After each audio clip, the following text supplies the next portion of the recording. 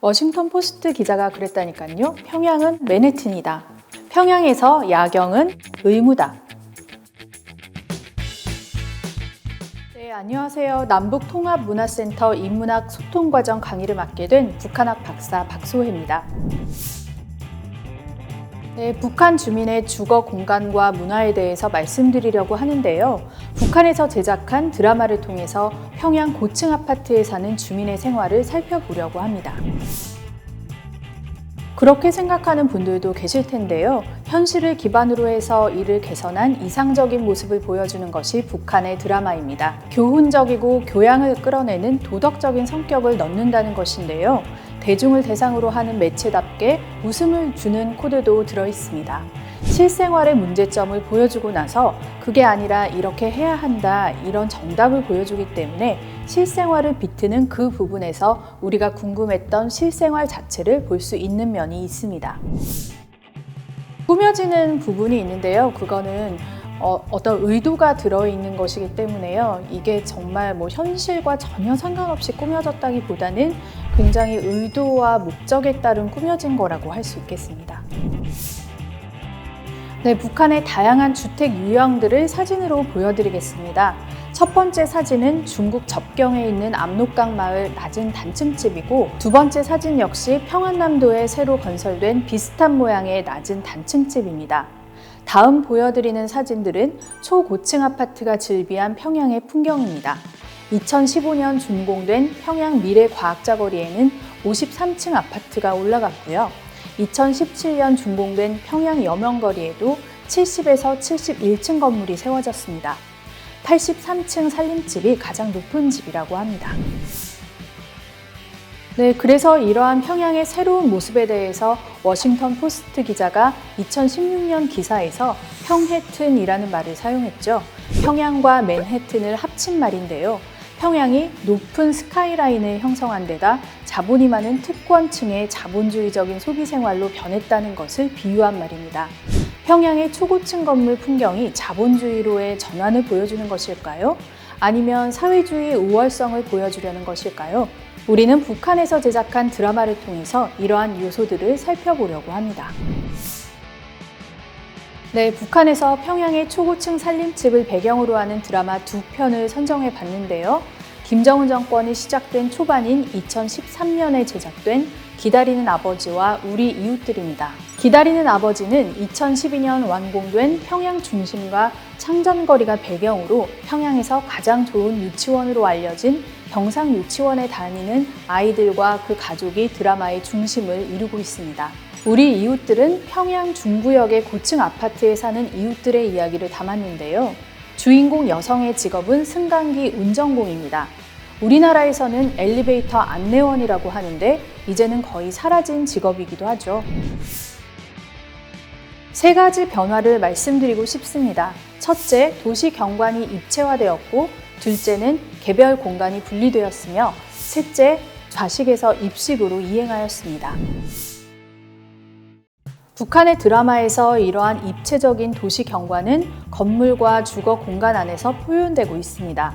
드라마 기다리는 아버지에서 주인공 어린이가 다니는 경상유치원 건물 외관은 거울 유리창으로 되어 있는데요.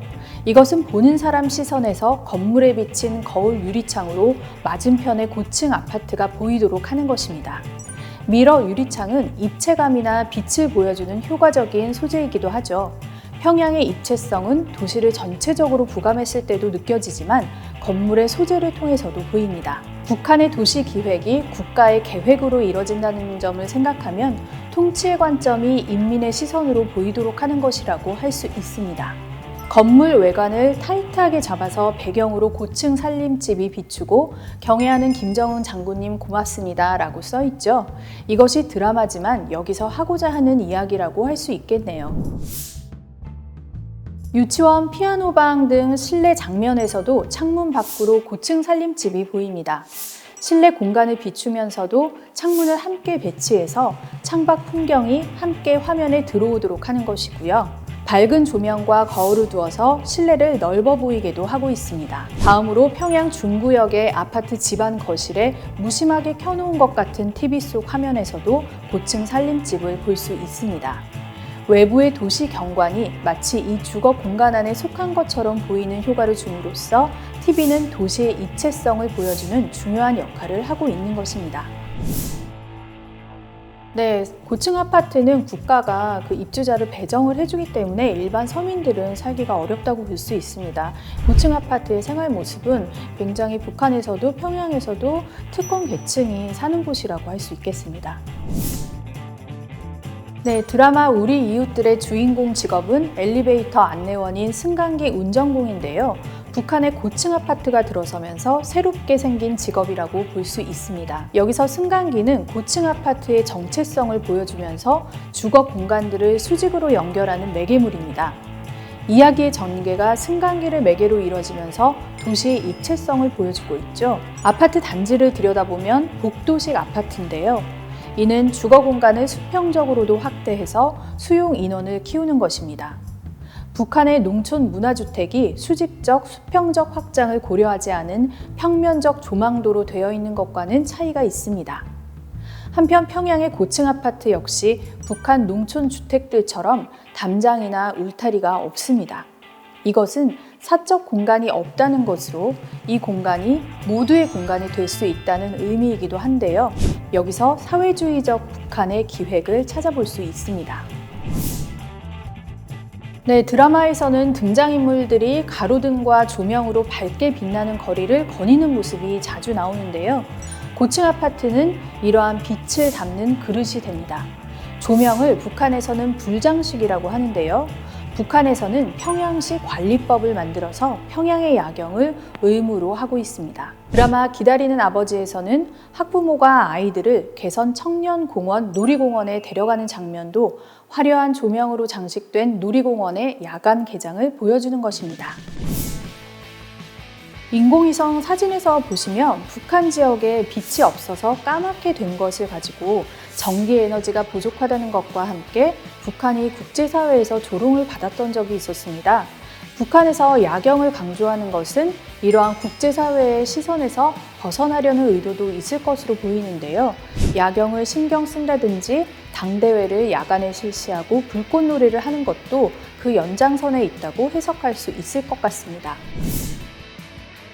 이전에 북한 농촌주택에서는 방마다 구획이 나뉘어 있었지만 방문이 없었습니다. 공간이 열려있기 때문에 식탁이나 책상, 옷장, TV 등이 뚜렷한 용도 구분 없이 나란히 배치되어 있습니다. 하지만 평양의 고층 아파트 주거 공간은 용도나 구성원별로 분리된 것을 볼 수가 있습니다. 할아버지는 볕이 들어오는 베란다에서 아침에 운동을 하고요. 어린이도 자기만의 방을 갖고 있습니다. 일상생활이 구성원별로 개별화되었다는 의미인데요. 이전 집들과 달리 거실이 생겼다는 것도 개별 공간이 생겼기 때문에 모두가 모이는 공간이 필요하게 된 것이라고 설명할 수 있습니다. 우리 이웃들 드라마에서도 이웃들이 한 집에 모여서 함께 TV를 보고 있는데 뒤에 문들이 다 닫혀 있어서 공간을 구분해 놓았다는 것을 알 수 있습니다. 주거 공간이 개별 공간으로 분리되었다는 것은 사적 공간화라고 얘기할 수 있는데요. 국가의 의도는 인민의 편이었지만 사람들은 이렇게 바뀐 주거 공간을 통해서 개인화, 개인주의를 체득하게 되는 결과를 가져왔습니다. 평양 고층 아파트의 주거 공간은 개인주의적인 주거 소비 문화의 물리적인 환경 요소가 될 가능성을 보여준다고 할 수 있겠습니다.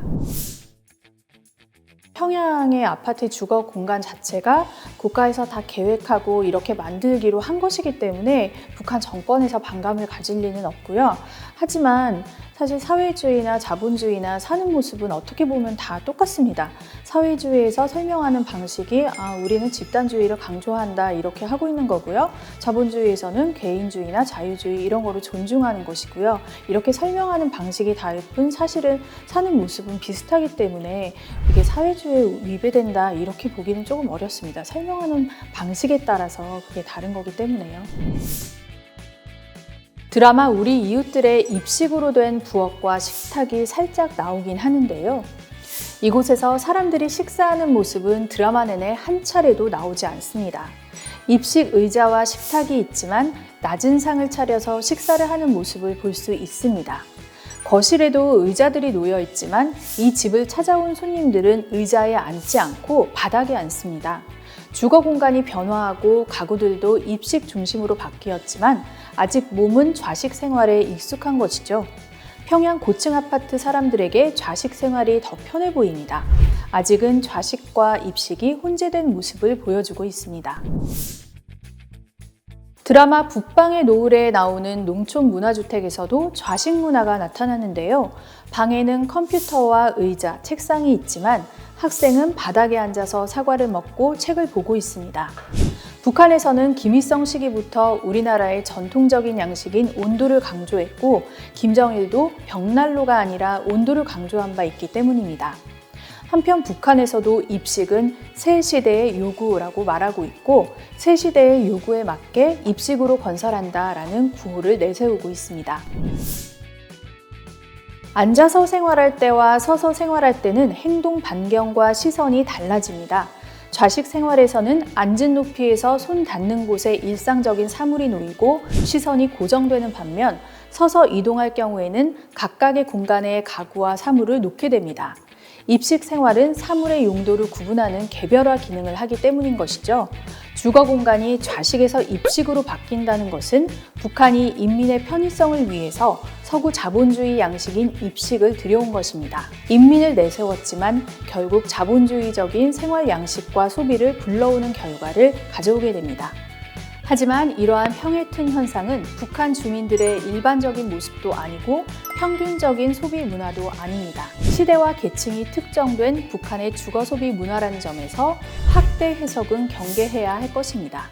네, 여러분, 평양 고층 아파트 주거 공간이 어떻게 변화했는지 잘 살펴보셨나요?